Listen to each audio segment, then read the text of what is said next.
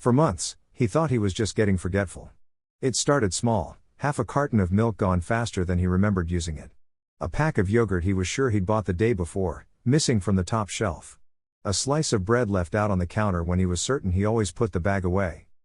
In his late 50s, living alone for the first time in years, Kenji Sato blamed it on himself. Long shifts, late nights, the kind of tired that makes you stand in the kitchen and stare into the fridge without remembering why you opened it. But Kasuya wasn't a big city tower block. It was a quiet town in Fukuoka Prefecture, low houses, sleepy streets, the kind of place where people left their umbrellas in the entryway and believed they'd still be there when they got home. So when the milk kept vanishing, when the rice seemed to go down faster than he cooked it, it was easier to decide his memory was slipping than to imagine anything else. He started writing things down.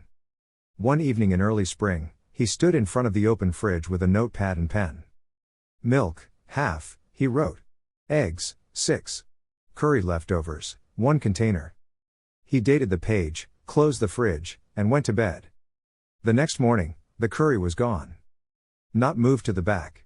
Not tucked behind something else. Gone. Kenji flipped through the notebook, staring at his own handwriting. He lived alone. He hadn't had a guest in weeks. The front door lock worked. The windows were latched. He checked them twice every night. He put the notebook back on the counter and, for the first time, let himself think the word he'd been avoiding. Someone is coming in here. At work that day, the thought didn't let him go. He pictured someone slipping in while he was out, some local kid with sticky fingers and good timing. Or worse, someone who didn't just want food. That night, he did something he hadn't done since he was a younger man in a tougher neighborhood. He shoved a chair under the apartment's sliding balcony door, just in case.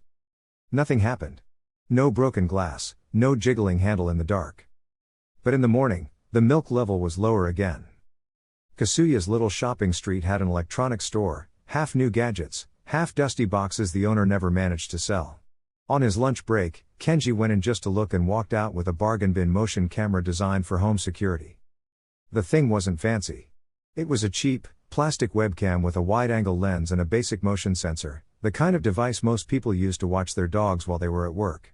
But it had one feature that made his decision for him. It could send still images directly to a mobile phone when it detected movement. He took it home, read the instructions twice, and set it up on a shelf in the corner of his living room, tilted just enough to see the kitchen door and the fridge. The LEDs blinked. A test shot popped up on his flip phone, grainy, slightly distorted, but clear enough. If someone opened his fridge while he was at work, he'd know. For 2 days, the camera didn't send anything. Kenji went to work, came home, checked the phone, and saw nothing but the test shot. The food levels stayed the same. He started to feel foolish. Maybe the camera scared whoever it was away. Maybe there had never been anyone to scare. Maybe he'd wasted money he didn't have on a problem in his own head. On the 3rd day, he forgot about the camera for a few hours. It was a long shift. He came home tired, threw his keys into the tray by the door, and went straight to the bathroom to wash his face. Only when he came back to the living room did he remember to check his phone. There were 5 messages from the camera. Each one just said the same thing: motion detected. His thumb hovered over the first thumbnail. The room felt suddenly too small. He sat down on the floor, back against the wall, and opened the image. The first shot was his kitchen. Empty. The grainy view of the fridge and the doorway. The timestamp in the corner, 13:02. The second shot made his breath catch. The kitchen again, but now the door to the hallway was open wider, and in the left edge of the frame you could see the corner of something pale. The third image showed a hand. Just the hand at first, fingers curled on the edge of the doorway, skin light against the dark frame. Timestamps, 13:02, 13:03, 13:03. The fourth image showed the whole figure. She was small, middle-aged, dressed in a plain t-shirt and loose pants, hair flattened like she'd just pulled herself out of bed. She moved with a kind of practiced caution, bare feet silent on the floor. The camera caught her mid-step, one foot hovering just above the tatami, head turned toward the fridge. Kenji stared at her face on the tiny screen. He had never seen this woman before in his life. The fifth image showed her standing in front of his open fridge, arm outstretched toward his carton of milk. His thumb shook as he flipped back and forth between the images. Kitchen empty. Hand. Woman. Fridge open. It felt like a sequence from a horror movie, except it was his apartment, his fridge, his food. The timestamps told him something else too. All the shots were stamped between just after 1 in the afternoon and a little before 1:30. He'd been at work. His doors had been locked when he left. They were locked now. There was no sign of forced entry. Which meant there was only one logical conclusion. She hadn't come in while he was out. She had already been inside. Kenji called the police with the phone still in his hand. He tried to explain, stumbling over his words, feeling ridiculous and terrified at the same time. A woman. In his house. In the camera. He hadn't let her in. The doors were locked. He didn't know how she'd gotten there or where she was now. The dispatcher listened long enough to hear the panic in his voice and the word intruder. In a town like Kasuya, that was enough. Stay outside, they told him. We're sending officers now. Do not go back in alone. Kenji stepped out into the bright afternoon. His apartment building wasn't large, just a modest, 2-story structure with a handful of units and a gravel parking space in front. He waited by the street, watching every window like it might twitch. Within minutes, a patrol car pulled up. 2 officers got out, followed by a plainclothes detective who looked like he'd been pulled away from paperwork he cared about. Kenji showed them the images. They bent over the little screen, tapping through the sequence. One raised his eyebrows. The detective's expression tightened. Doors and windows? The detective asked. All locked, Kenji said. I checked before I left. I checked again when I got home. And you're certain you don't know this woman? I've never seen her before. The detective nodded slowly, then looked up at the building. All right, he said. We'll take a look. You stay out here. They entered the apartment key first, guns holstered but hands alert. It was not a big place. A narrow hallway leading to the living area, a small bedroom, a compact kitchen, a bathroom with a deep, square tub. The kind of layout that made it feel unlikely anyone could be hiding without being obvious. The living room was empty. No overturned furniture, no disturbed objects.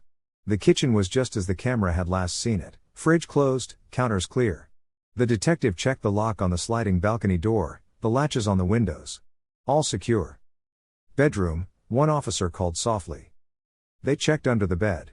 Inside the wardrobe. They opened the bathroom door, pulled back the shower curtain. Every place a person might reasonably hide was empty. For a moment, they wondered if the camera had been glitching, if this was some sort of prank or misconfiguration. Then one of the officers turned toward a sliding door in the hallway, a built-in closet that wasn't much more than a shallow storage space. He slid the panel aside. At first he didn't see her. What he saw was the usual clutter, a suitcase, a stack of boxes, a folded futon. Then he realized the boxes didn't go all the way up. Above them was a gap, just a narrow shelf near the ceiling, the kind most people never used. Something was curled up on it. Ma'am, he said carefully, voice low. We see you. Please come down slowly. There was a rustle. A small, tense movement, like something tightening in on itself. Then a face appeared over the edge of the shelf, eyes wide and unfocused in the bright light. She was older than she'd looked in the still frames, late 50s, maybe. Her hair was pulled tight against her head, her cheeks hollow. She wore the same clothes from the images. The officers backed up slightly to give her room as she unfolded herself from the shelf and climbed down, using the built-in railings like a ladder. Behind her, on the narrow ledge, the officers could see the rest of it, a thin futon mattress, neatly rolled. A blanket. A few plastic bottles lined up in a row. A small bag tucked against the back wall. It wasn't just a hiding spot. It was a home. They led her to the living room. She sat on the floor where they asked, hands folded in her lap, eyes flicking from face to face. What's your name? The detective asked. Horikawa, she said quietly. We can say just Horikawa. Do you live here?